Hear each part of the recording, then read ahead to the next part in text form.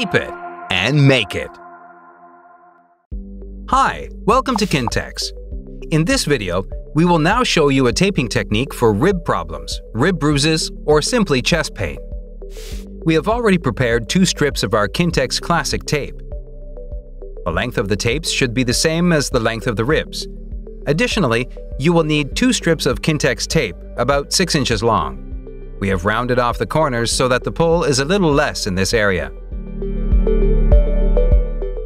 My colleague will now show you how to apply it in the ribs area.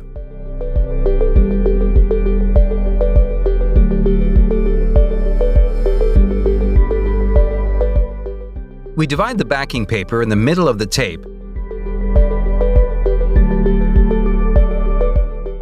and go along the ribs with a slight pull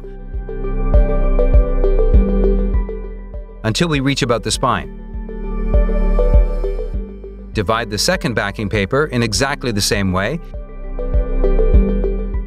and apply the second strip, slightly overlapping, directly below the first. Now we rub the tapes a little bit.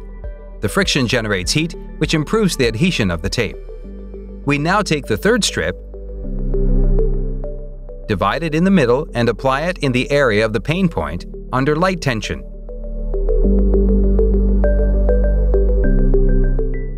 The same with the fourth strip. Tear open the backing paper, pulling slightly, and again overlapping the first cross strip.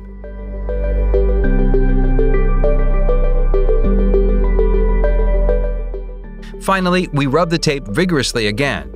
Now we let our patient sit up straight and normal again. Now we can see the optimal taping technique from the wrinkles on the tape.